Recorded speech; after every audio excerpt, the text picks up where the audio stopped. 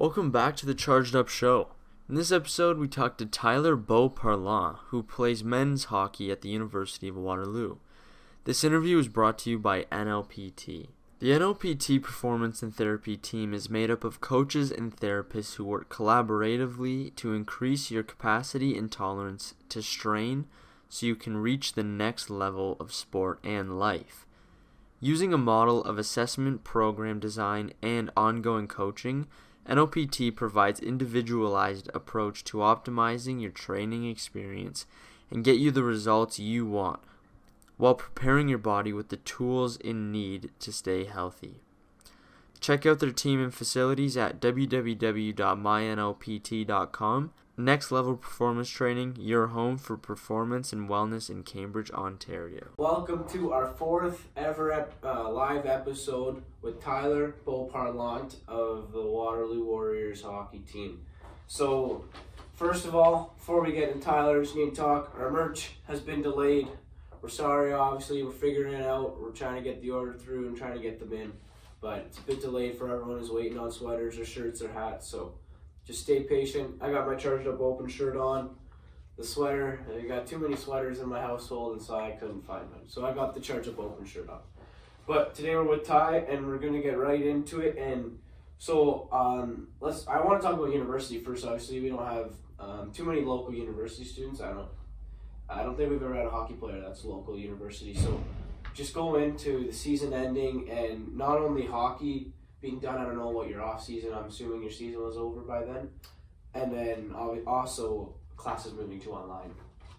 So I think our season was done before COVID hit.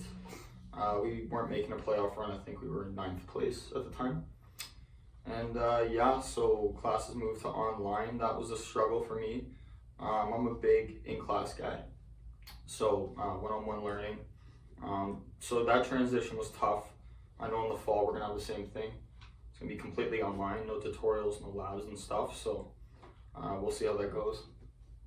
So, obviously too, I know you through, which we're thanks to NLPT for letting us use this. This video is also sponsored by NLPT, but that'll be in the start, obviously. But we're here at NLPT, and that's how I met you, and clearly you're in good shape, especially people can't see what's under your shirt, but pretty ripped. So where did working out? Obviously I'm assuming you enjoy working out a lot just based on the way you work out. You're doing your upper bodies and stuff. It doesn't necessarily just for hockey.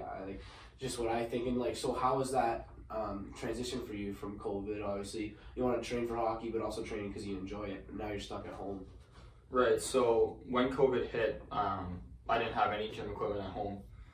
I was actually a little bit overweight after the season, and COVID actually forced me to do a lot of running and body weight stuff, and I actually dropped 10-15 pounds. I do actually like working out for fun, but I'm glad I came here to work out in NLPT because I missed all the weights and stuff. So just the challenges that it was mentally, and everyone I've talked to, they had to deal with their own different mental challenges. And I know for me at the start it was hard motivating because I had no one else training for. Usually you have your spring camps obviously for juniors, but even you would know when you need to be back on the ice, when your team's coming back to get ready for this season, and then you don't know anything. So you're training, but you don't really know when you're training for, and that's pretty tough mentally. Yeah, so I think the motivation was my biggest hurdle. Being at home with no weights, no one to work out with to push me a little bit harder, and not knowing if there was going to be a season. So it was is there a point to working out? Yeah. So that was my biggest challenge. Yeah, sure. So now we'll go back to minor hockey and start at the beginning. And say you're from Oakville, but not really. So where did you grow up? Where did you play minor hockey? So I'm actually from Hamilton. Okay, that's what you said, yeah. Growing up, I played in Flamborough, AA. And then one year, a coach gave me a shot in AAA in Halton for the Halton Hurricanes. So I played there for 3 years. I was the captain in my second year. Really enjoyed that, made a lot of good friends there. After that, I ended up going back to AA. We won the Tri-Counties Championship that year. Then after that, it was actually funny. My cousin coached a team in the Null up in Alaska. Okay. I think it was the Fairbanks Ice Dogs. and he was the assistant coach. Like Alaska? Alaska. Okay. So he was the coach there, but he also had affiliations with the AAA U16 team. Okay. So I ended up going there for my first. I ended up going to try out, made the team, ended up living with him, and that was a pretty cool experience. There's like nothing up there. Like how old were you? I was grade 10. Yeah, grade 10. So I moved away from home, but it was with my family, so it wasn't a huge deal. But the billet situation didn't end up working out, so I ended up coming back home. Okay. And then I guess Niagara North Stars were looking for a player, so they picked me up. Played there, and then went to Bishops the year after. Yeah, and that was actually a question because personally, I've heard of Bishops very vaguely. I don't know what it is and why. Where is it? What was your experience, and why did you decide to go prep? Why is that your decision not to try to go junior? Obviously, not everyone can go junior, but there's lower levels to junior and major midget. Why did you want to go play prep? So, back in my minor hockey days, I wasn't really a standout guy. A lot of the times when I made a teams, because a coach gave me a shot, like Halton, he just gave me a shot. Alaska coach gave me a shot. So I actually knew this guy from the Halton Hurricanes. He was one of our trainers. His name's Scott Lawson. He roughs in the OHL and I think maybe OHL or AHL or something like that. But no, he actually went to school at Bishops and he knew about Bishops College School. And he he recruited me and two other friends that played on Halton to go out there, and I think that's where my game actually flourished. So it's not that I picked to go there, but I was recruited to go there because I didn't really have many options. And where is that, and what was your prep school experience like? It was in Sherbrooke, Quebec. Okay. I think the Sherbrooke Phoenix is there, Yeah. in the QJ.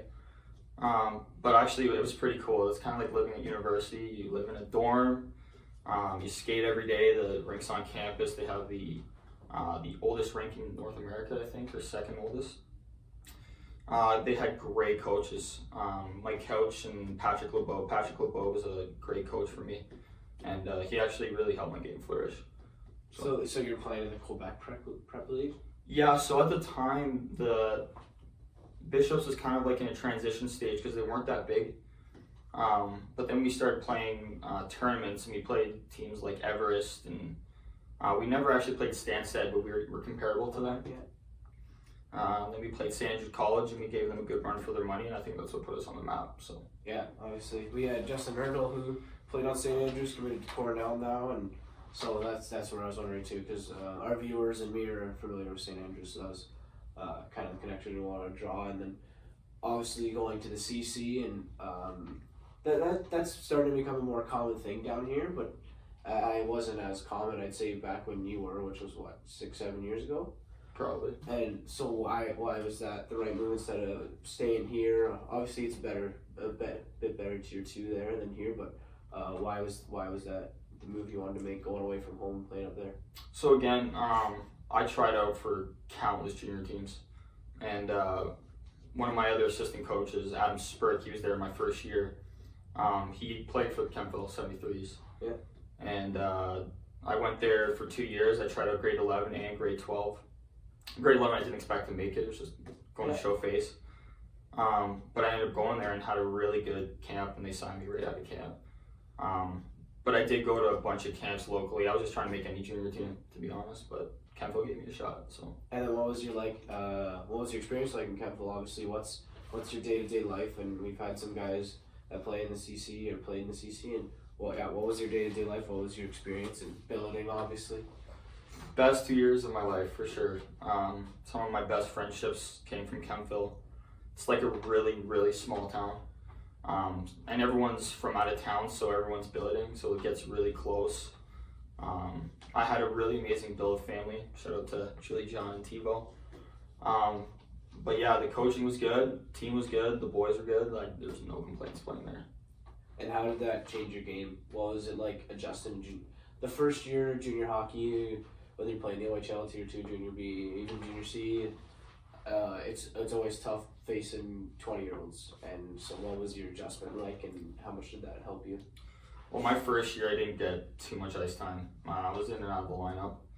But always, every time I stepped on the ice, I was just clawing for more ice, clawing to make a difference. And Actually, even in my second year, I was still fighting, and then almost halfway through the season, I had a breakout, and he moved me up to first line, and that's when I started getting some more points, and he had more confidence in me. So Yeah. So then, why did you come back to the? You had awesome years, and why did you want to come back to the GoJHL? And was it school or trade or? So I was actually going to quit hockey because I wanted to be a dentist, and my parents really forced me to go to school. Okay. So I ended up quitting hockey, and I think a couple weeks before school started, I was like, I can't quit. Like I want to play out my last junior league, or my year of junior, and like I knew, like I was gonna work for the rest of my life. I wanted to play. Yeah, for sure. Max out my eligibility year. Yeah. So I was like, called my coach. I said, hey, like I can't quit hockey, but I really have to go to school. Yeah. Could you give me a trade to Elmira or something? So I ended up going to camp, and they picked me up and played there. So run us through, obviously people are a lot more familiar that are listening to this podcast, which with the GoJHL, with Elmira, obviously it's one of the top organizations. And what was your experience there? Was it still the old arena or new arena? It was the new arena. New arena, so that must have been fairly new, and you also had a really good team. Yeah, we had a really stacked team. Great facility. The coaches were pretty good to me. Yeah, I just had a really bad season for injuries. Yeah. I separated my shoulder, and then I sprained both my knees, so I only played like not even half the games. So it was a rough season, but you guys went on quite the playoff run now. Did you guys win that, or? No, we made it to the Southern Cup, but we got swept first round. So you won the Cherry Cup? No, we were the wild card team. We actually got swept in that too. So. Oh, okay. This is still a good season though. And where, like, obviously that was your last year of junior, and how did this all lead to you to decide to try to play hockey at Waterloo? Was that just because you loved hockey and you wanted to keep trying to play? Well, I thought I'd just walk on. I was talking to Borky for the Elmira season, but obviously I wasn't having too great of a season. But I worked really hard in the off season. I thought, might as well give it one last shot. See as far as I can go, and I ended up walking on, and he liked me. I didn't play too much my first season, but I'm just happy I made it, to be honest. And ever since, I've been clawing for more spot and more ice time and stuff like that. Not back to it, but we ask everyone this, and I'm curious to know, and you're the first, like I said, university hockey player that's from locally. What's your day-to-day lifestyle at UW as a hockey player, and what do you do, and what's every day? Is it quite the grind, and what is it? So usually in the mornings we'll have S&C with Hawk, and then throughout the middle of the day we'll have our classes and get some work done, and then we'll usually have hockey practice around 4 o'clock. Sometimes we'll have a workout before or after. Then after that, you usually go back home, you eat, and do some more work, and you chill. And it's on to the next day. Now, is it pretty challenging for you to balance school and hockey, or? It's pretty tough. I have a tough course load, and it's pretty demanding. Waterloo's a really good academic school. But no, if you're on top of your stuff, it's manageable. So. And then what the last kind of question is, what's kind of next for you? Obviously, you got 1 or 2 years left at UW, and are you gonna try to play hockey at whatever level you can, or you think you're just gonna go work, or I think see what happens? I think after my university career is done, it'll be it. Yeah. I really got to start focusing on my actual career, what's gonna pay the bills. So I'll be 100% dedicated to being a dentist. Awesome. Okay, thank you so much, and we're all rooting for you, and thanks. I hope you guys enjoyed the live interview, and the merch is coming.